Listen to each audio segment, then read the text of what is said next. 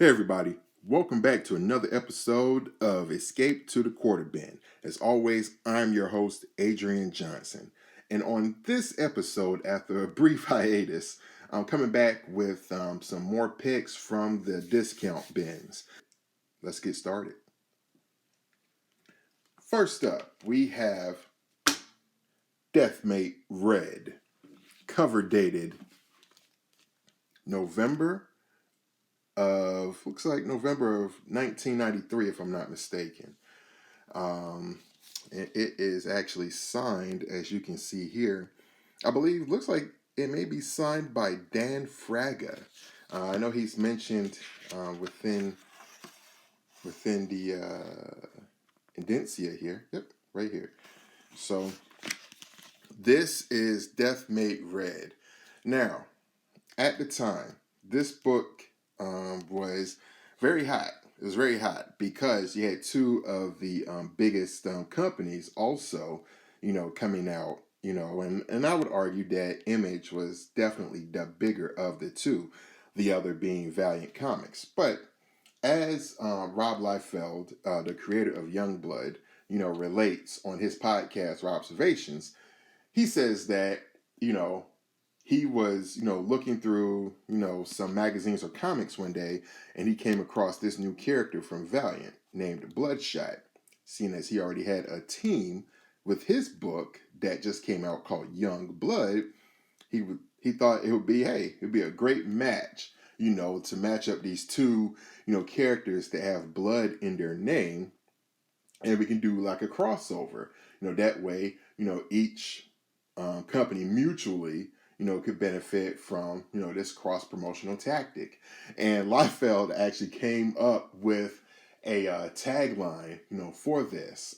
It was an advertisement that was in some of the print comics, I remember seeing it in some of the Image comics at the time, particularly Liefeld's Extreme comics. Extreme! So Liefeld had come up with a tagline, for this whole thing, since both characters from both companies had blood in their name. And there was a beer commercial at the time from Budweiser called Bud Light. Many of you are obviously, familiar with that. I remember seeing the ads when I was a young kid, and they always played during football games and mostly, every type of like sporting event you would see on TV. And the ad would go, "This bud's for you." But so Liefeld, he came up with the tagline of "This blood's for you." I know, grown. But hey, at the time, the tagline was popular, so, we just went with it. So thus, after negotiations with the company, you have this crossover called Deathmate. And so, seeing as Liefeld and his Extreme Studios took the impetus to start the ball rolling, it's only fair that they got the first issue, looks like mostly to themselves. I mean, all of these credits are for Extreme Studios. All of these guys are all the regulars that you would see on the Extreme Studios titles at that time.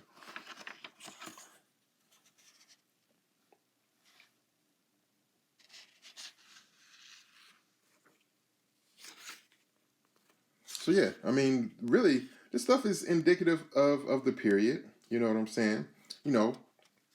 And that's not a pejorative. It is what it is.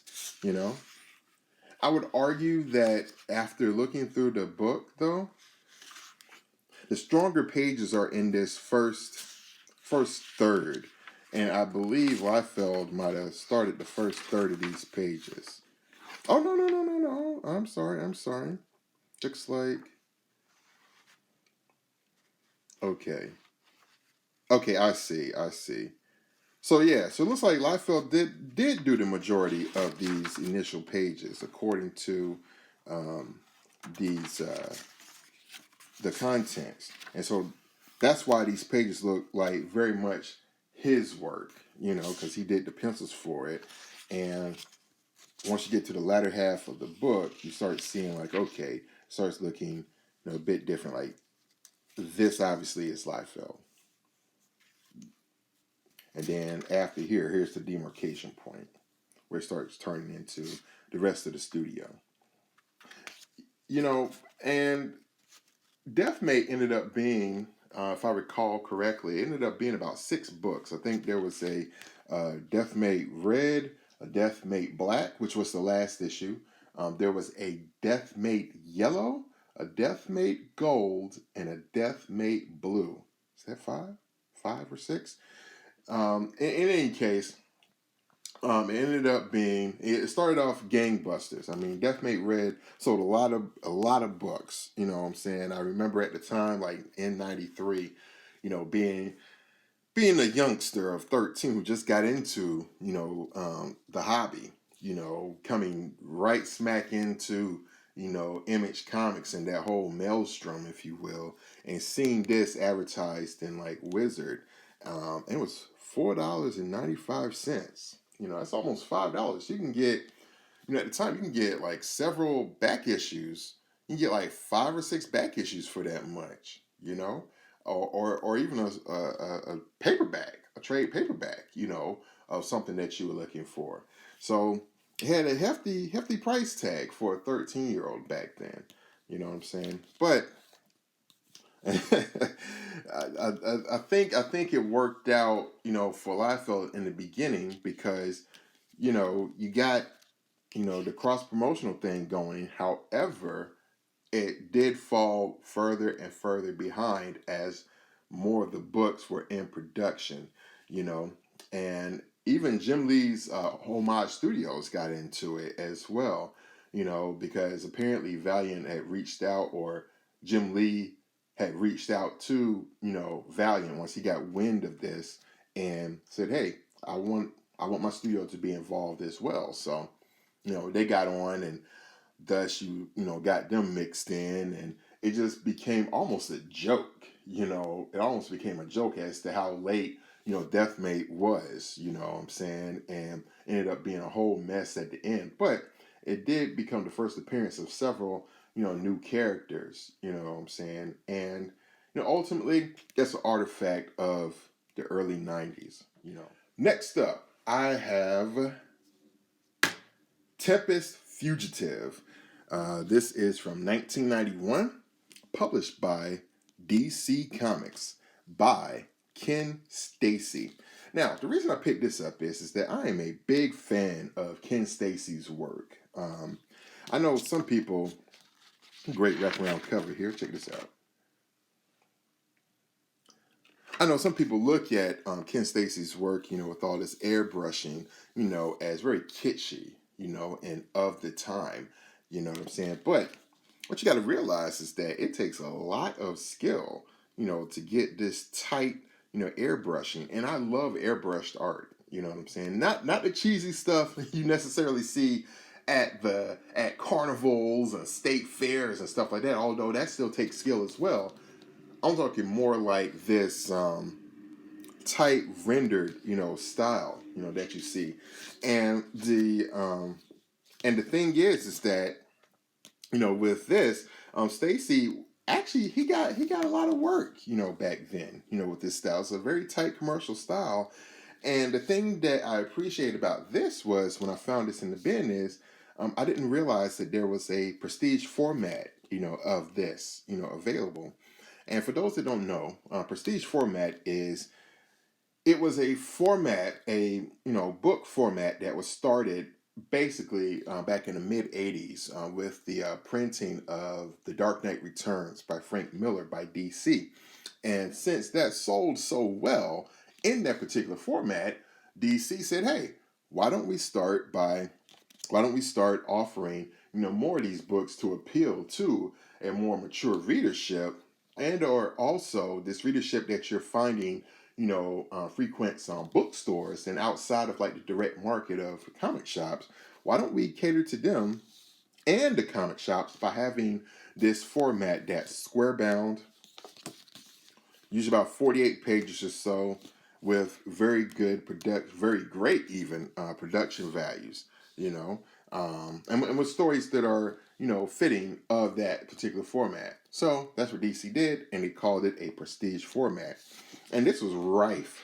This was rife for someone like Steacy, who, packaged, his books, fantastically. As you can see here, he is the writer, artist, letterer, and designer of the whole thing. So you have, like, with the advent of, Dark Knight Returns, creators starting to, really look at this prestige format as, a way to package, their series.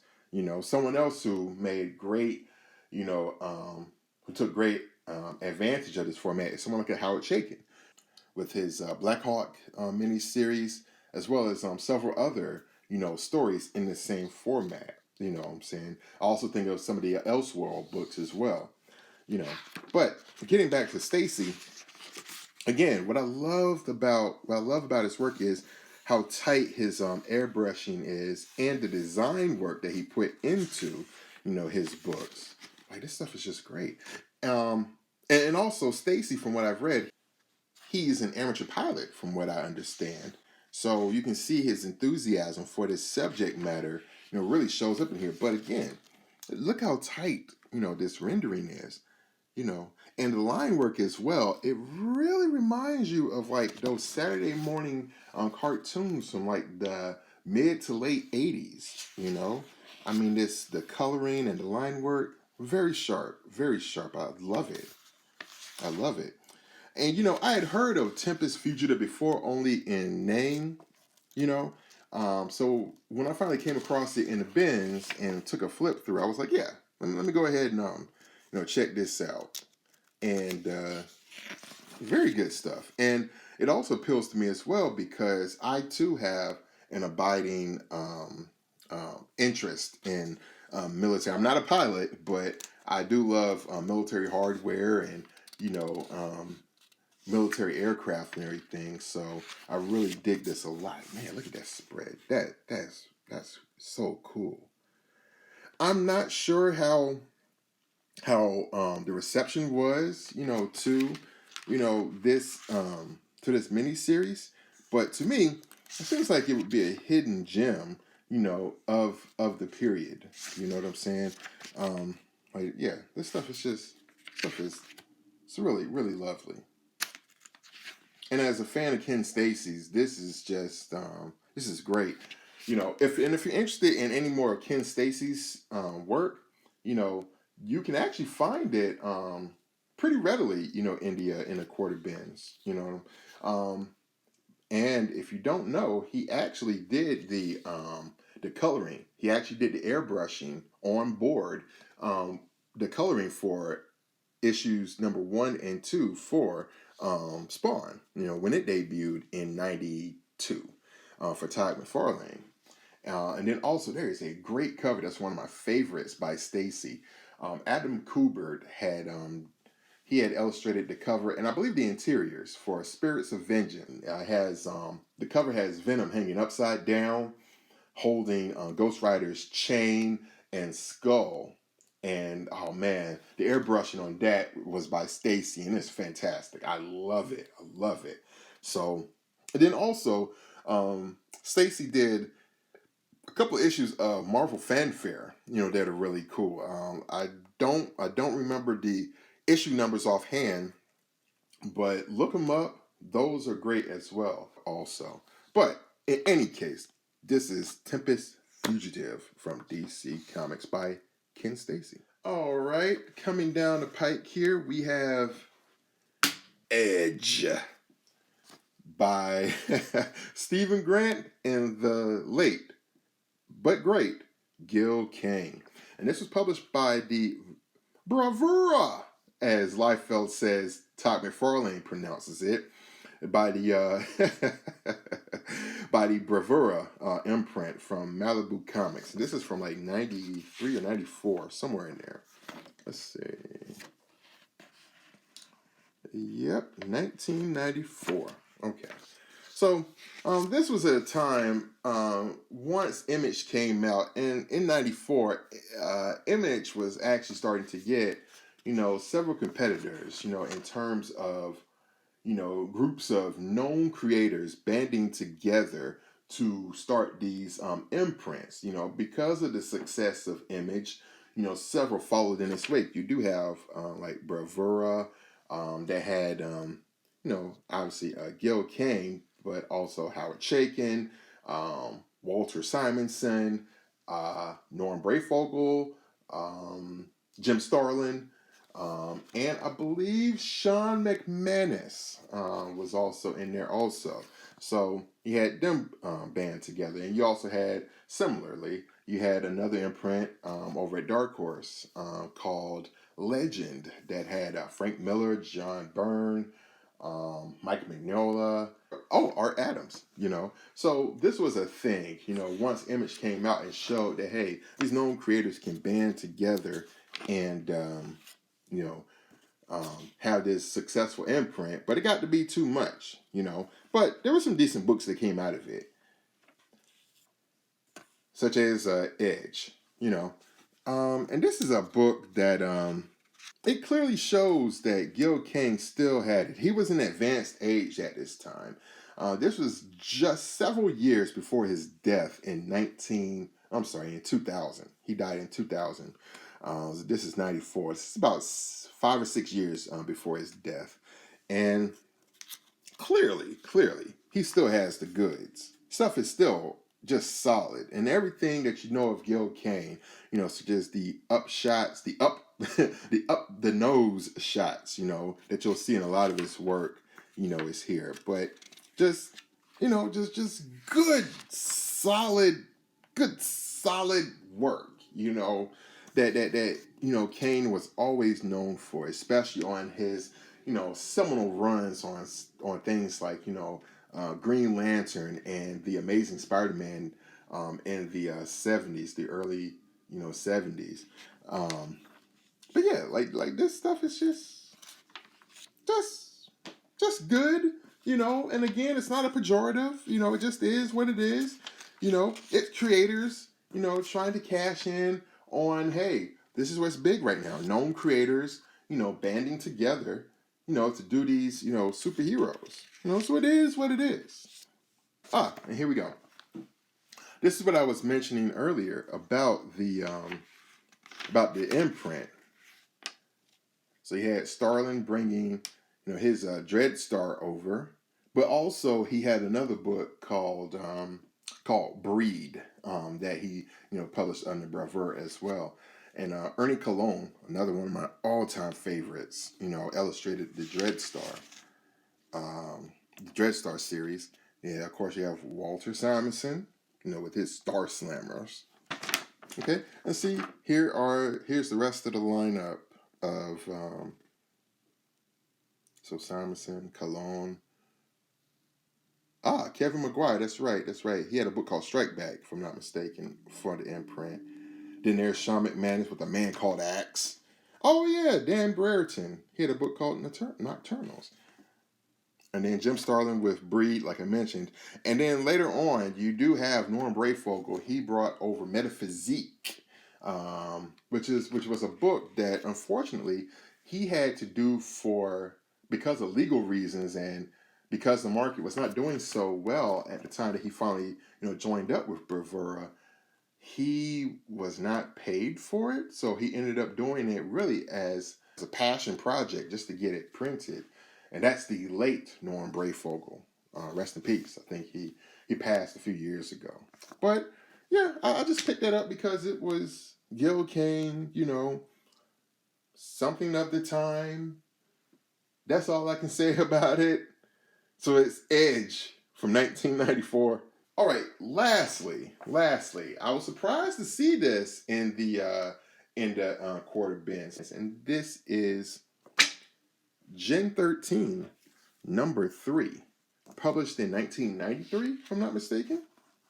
Oh, I'm sorry, 1994. It's cover dated April of 1994, and obviously published by Image Comics from Wildstorm Studios, Jim Lee's Wildstorm Studios, and obviously illustrated by J. Scott Campbell and inked by Alex Garner. Now, when I came into the hobby, when I was 13, going on 14, reading Wizard magazine, Image was it. It was it, and Gen 13 was super hot at the time. And it was all over. Those magazines that I would get. And the thing about this is that even though you had, J. Scott Campbell, who was this neophyte talent coming in at the time, it's evident. It's evident that he's learning at such an expedient rate, and you can see touches of obviously his influences like Arthur Adams and Jim Lee, obviously during the studio, and even perhaps a bit of Michael Golden, but also some Disney touches as well. You start seeing that over the course of the miniseries, him growing, what I'm saying, and his figures, really starting to tighten up and, really become what we know, Campbell as. So that's what made this a lot of fun, just watching him mature in print, which you don't get a lot of anymore, from comics. It's either you've got to be, once they pull the curtain up, you got to be Showtime ready, or you're just not gonna get, the work, as opposed to like here, at this time in the industry, apparently you could come in if you were good enough to at least get in print. They give you a chance to, get in there and, mature in print, and clearly Campbell had it. And the other thing too is Alex Garner's inks, very iconic. It's, even though they worked under Jim Lee and inker Scott Williams there in the studio, they were becoming quite a team themselves, that Campbell and Garner, era, from like, I'd say 94 through like when Campbell was finishing up on Danger Girl in like the late 90s, like 99 going on 2000, But it's clear that the tutelage that they're having, learning under, Jim Lee and Scott Williams is really paying off. There's some, very, very, very cool work here. You know what I'm saying? This is just it's cool stuff. It's cool stuff. Let's see. Oh, hey. Okay. Cool. Here's a pinup by Dan Norton and Chuck Gibson, who is a subscriber. Hey, what's going on, Chuck? He's written notes, very nice notes, in the past. Hey, Chuck, if you're listening to this, hey, hit me back up. We're back on board with brand new episodes coming. I definitely appreciate your comments. And here is his inks over Dan Norton. See, again, Wildstorm was very good for this, and some of the other studios were as well. Some of the other image studios were also, by letting, some of their young talent, sow their oats, if you will, by getting pinups in the books, getting, some backup stories here and there, just to mature in print. And again, I stressed that, there's really none of that, in the current market, and I hate that because, again, how is talent going to know what they're doing right, what works, what doesn't work, if they're not able to see the stuff actually in print? I mean, it's one thing, you don't want to just put some trash out there, but at least, give those who you think are going to, be almost prime time ready, get them out there, You get the rookies out there and give them a chance. Everybody's got to start from somewhere. And that's what these early image books kind of represented. You had, obviously the breakout talents of, the 7 founders, but then underneath them you had a whole other wave and vanguard of, you know, these new creators coming out to the fore. So, you know, hats off. And yeah, of course, the great Will Spartasio. Speaking of other image founders with Wetworks. Let's see, 1994. Man. So yeah, so anyway, that's Gen 13 number 3. Hey, look guys, that's all I got for this time. But in any case, check out my back catalog of other episodes of Escape to the Quarter Bin, as well as other content that is on my channel. That is the Inazuma Studios channel here on YouTube. And as always, I am Adrian Johnson, and I'm signing off, and I will see you next time.